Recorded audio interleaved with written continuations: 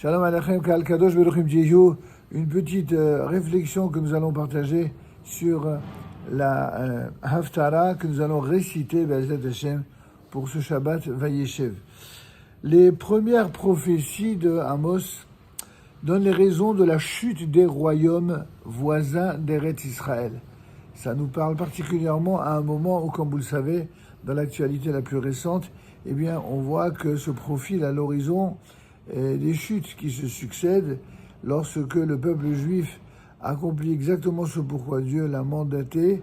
Eh bien, il prend son destin en main, il s'occupe de ses ennemis et ces derniers tombent.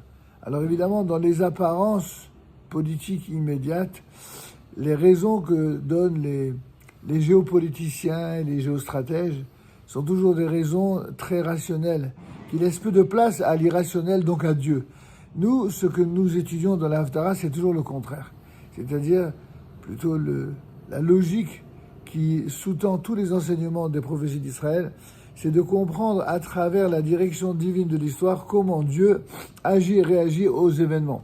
C'est ainsi que dans chacun de ces cas présentés ici, dans ces premières prophéties d'Amos, eh bien, il y a trois fautes que Dieu a accepté de remettre temporairement, au moins, en suspens, mais une quatrième faute venue s'y ajouter aura raison de sa longanimité. Arrivera ensuite le tour d'Israël. Le prophète va proclamer à nouveau que Dieu aurait pu passer sur les trois fautes cardinales que sont l'idolâtrie, l'adultère et le meurtre. C'est ainsi que le Radak nous explique que, après ces trois fautes exprimées, eh bien, une quatrième faute aura raison de sa clémence. En effet, quelle est cette faute ?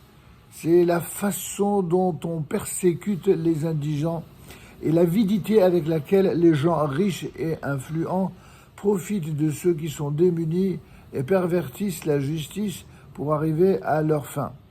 D'aucuns, ils vont y trouver prétexte à trouver dans la Bible des raisons de se revendiquer de ce qu'on appelle en termes politiques modernes de la gauche et de la justice sociale. Eh bien, la justice sociale n'a strictement rien à voir avec la gauche dans la Torah, figurez-vous. Car la gauche, c'est justement ce qu'il reste de la justice sociale de la Torah lorsqu'on s'est débarrassé de Dieu. C'est-à-dire une justice sociale dont on instrumentalise le contenu avec quelque chose qui est encore pire que l'injustice sociale de ceux qui sont riches de manière avouée et assumée.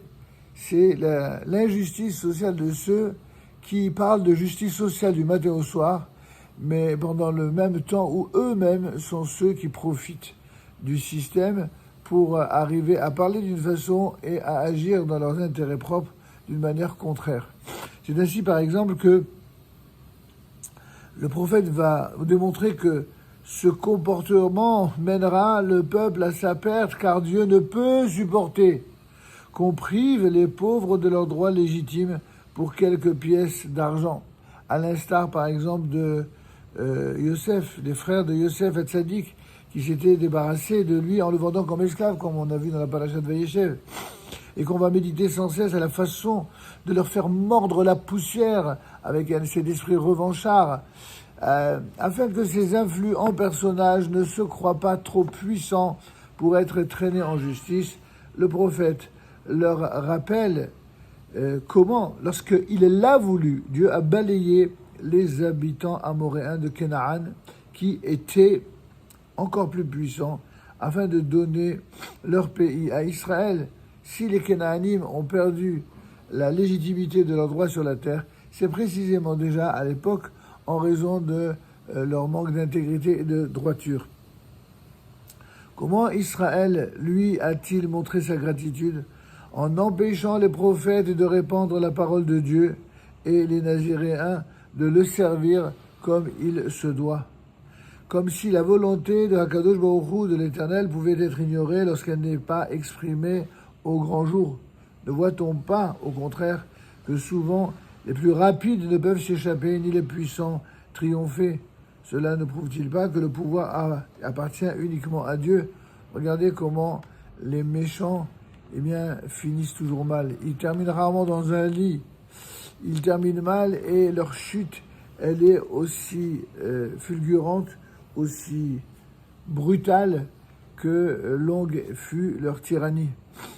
Ainsi, le prophète emploiera ensuite une figure de rhétorique éloquente pour ramener ses auditeurs à l'évidence.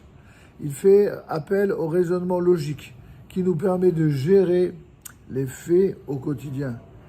À savoir, si un lion rugit, c'est qu'il a saisi une proie. Si un piège s'élève au-dessus du sol, c'est qu'un oiseau ou un animal s'y est pris et se débat pour se dégager. Ne devrions-nous pas comprendre que par les événements qu'il suscite, eh bien Dieu rugit pour nous inciter au repentir? En fin de compte, toute la réflexion de la Haftara doit nous mener à penser l'histoire du peuple d'Israël, non seulement à travers les différents exils, mais peut-être plus que jamais lors de son retour en terre d'Israël. Tous les événements auxquels nous assistons, auxquels vous assistez tous, doivent nous amener à réfléchir qu'il existe véritablement un Dieu. C'est pas simplement le Dieu des croyants de l'exil, c'est le Dieu des croyants du monde entier, de toutes les croyances, qui, même si parfois elles ont une façon différente d'interpréter la manière de servir Dieu, il y a une chose qui est certaine, les prophéties d'Israël se réalisent toujours. Et ceux qui voudraient véritablement être des géostratèges et des géopoliticiens qui ne se trompent pas, eh bien, devraient s'habituer à étudier un peu plus la Haftara de la semaine, à étudier les prophètes d'Israël, parce que le plus sûr moyen de ne pas se tromper dans les prédictions concernant le peuple juif, Israël et l'ensemble des nations, c'est précisément d'être à l'écoute des enseignements des prophéties d'Israël, ce à quoi évidemment nous vous invitons chaque semaine et que nous continuerons avec l'aide de Dieu aussi longtemps que l'Akadosh Baruch Hu nous en donnera la force, la santé, les moyens et surtout la clairvoyance. Amen, Kenny Hasson, Shabbat, Shalom, Umevolach.